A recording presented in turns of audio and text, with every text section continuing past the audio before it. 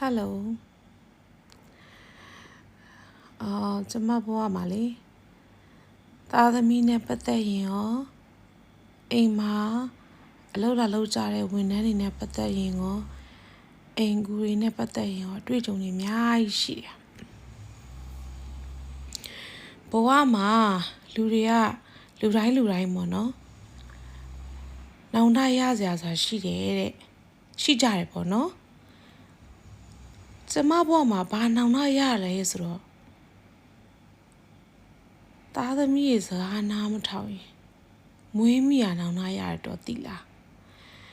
အဲ့လိုပြောလို့ဟာအမေမပီသားလိုက်တာဒီလိုမျိုးစိတ်မျိုးဖြစ်ရသလားပေါ့နော်လူတွေကဝေဖန်နိုင်ပါတယ်ဒါပေမဲ့သားသမီးတွေရဲ့ဒုက္ခအကုန်လုံးကိုယ်တိုင်ကိုယ်ကြခံရတဲ့အမေကိုယ်တိုင်ကိုယ်ကြဖြည့်ရှင်းပေးရတဲ့အမေမှမိခင်မှ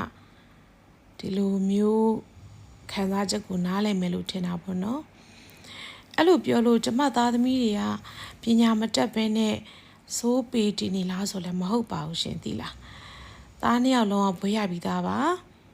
သမီးလေးဆိုလည်း University တက်နေပြီပေါ့နော်နိုင်ငံခြားမှာအဲ့တော့ဒါပေမဲ့ကျမတို့တွေကြုံမသိနိုင်တဲ့သားသမီးတွေရဲ့အန်ဒီတွေကတော်တော်များရဲ့သိလားကျမအိမ်တောင်ဘက်တယောက်ကိုယောက်ျားအိမ်တောင်ဘက်ရဲ့ဒုက္ခဒုက္ခထက်သားသမီးရဲ့ဒုက္ခဒုက္ခကိုပိုခံရတဲ့ဟာကိုမခံစားနိုင်တာဘယ်လိုပြောမလဲဆိုရင်သားနှစ်ယောက်ကိုထိန်းရတဲ့အခါမှာပြဿနာဘာလဲဆိုတော့အရွယ်ရောက်လာတဲ့သားတွေရဲ့ရီးစားတနာကိစ္စတွေပဲကျမတို့ကအိမ်အောင်သာကြတယ်သမီးစားဘွားမှာလည်းယောက်ျားလေးတယောက်ရဲ့အိမ်ကိုလည်းမသွားဘူးတိလားအဲ့လိုမျိုးအိမ်ကိုမပြောနဲ့ယောက်ျားလေးတယောက်ရဲ့အိတ်ခမ်းနဲ့လဲကျမတို့ခိုးမဝင်ဘူးကွယ်ဒါပေမဲ့အခုခေတ်မှာကျမလေ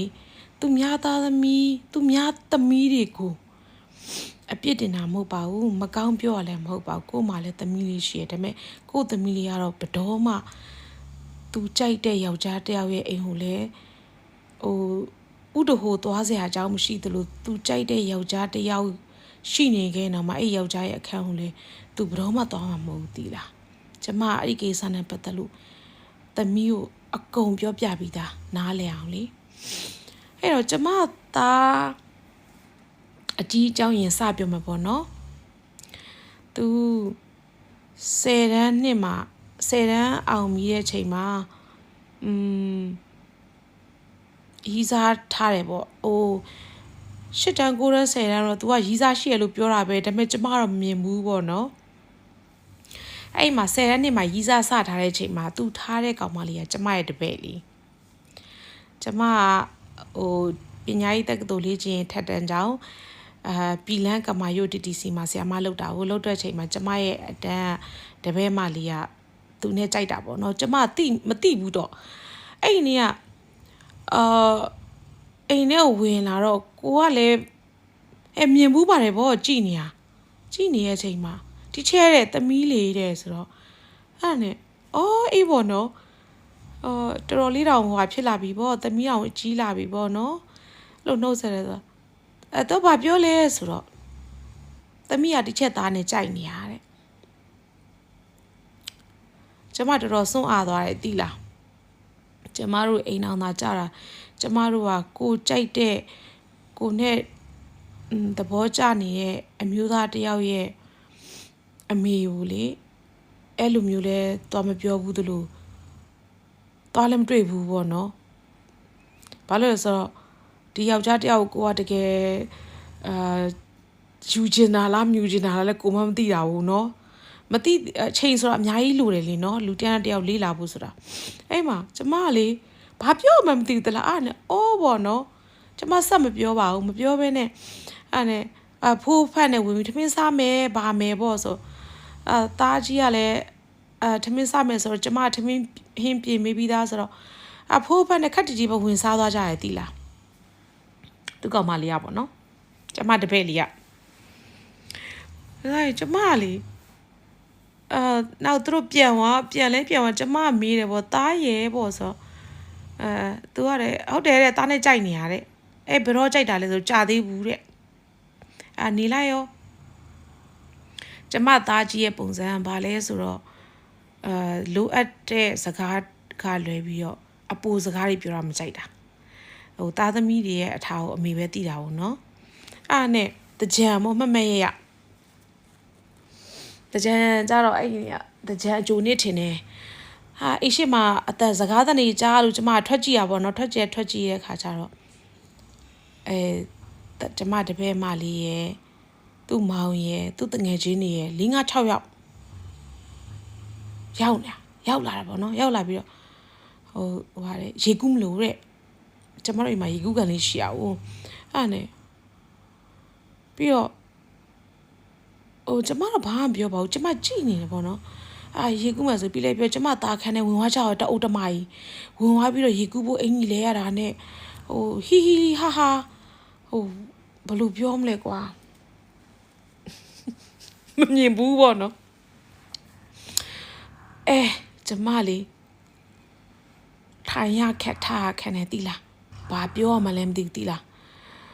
ကိုပြောလိုက်ရင်သူများသားသမီးကိုနော်မဟုတ်သေးပါဘူးတခုတော့လွဲနေပြီပေါ့နဲ့သားကိုပြောဖို့ကြောက်လဲသားကလည်းသိရမလားအဲ့ဒီတအုပ်နဲ့ဟေလာဝါလာဖြစ်နေကြတာ哦ဖြစ်နေကြတဲ့အခါကျတော့ကျမလေးတော်တော်စိတ်ထဲပုံဝင်မကြောက်ဘူးတိလားထားလိုက်ပါတယ်ကဲလျှော်လိုက်တယ်ပေါ့နော်ထားလိုက်ပေါ့နဲ့မနက်ကလာပြီးတော့ညနေလောက်ကျတော့ပြန်သွားကြတယ်ပေါ့ပြန်သွားပြီးကျမတာကိုကျမခေါ်ပြောတယ်သားအဲ့လိုသားခန်းနဲ့ဝင်းကြီးထွက်ကြည့်နဲ့တငယ်ချင်းတွေရောမောင်နှမတွေယောက်ျားတွေရောမိန်းမတွေရောသားမဟုတ်သေးဘူးထင်တယ်ပေါ့နော်တမျိုးကြီးပဲပေါ့မမေကြည့်ရတာပေါ့အဲ့လိုပြောတော့ဘာမှမဟုတ်ပါဘူးမမေတဲ့တငယ်ချင်းတွေသူတို့အဝတ်စားလဲဖို့တဲ့ဆိုအဝတ်စားလဲမယ်ဆိုရင်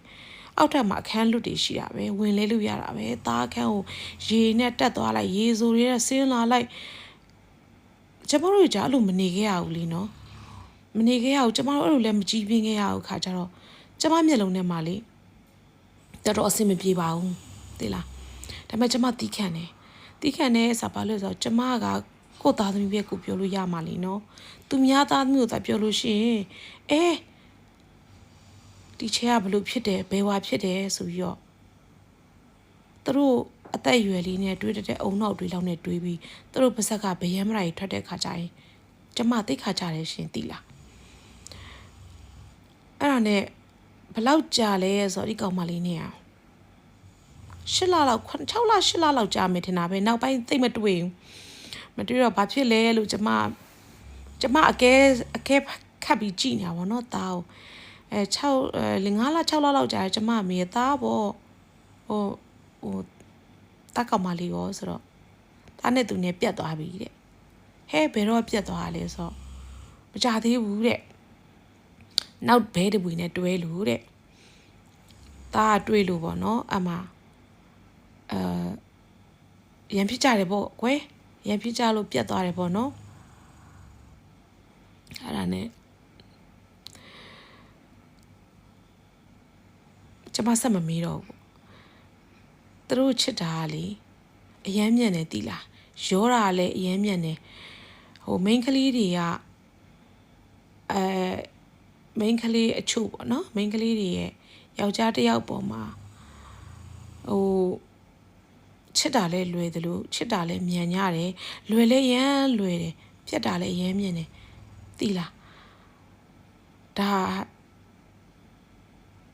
ကျမသားကြီးရဲ့ကျမကြုံရတဲ့ပထမဆုံးအတွေ့အကြုံလေးကိုမျှဝေတာပါကျမလည်းသမီးလေးရှိပါတယ်ဒါပေမဲ့ကျမသမီးလေးဘယ်တော့မှလို့မဖြစ်ဘူးကျမလည်းဘယ်တော့မှဖြစ်မခံဘူးသမီးလေးတွေမွေးလာပြီးတော့အမေကယူဆိုင်ရမယ်လीနော်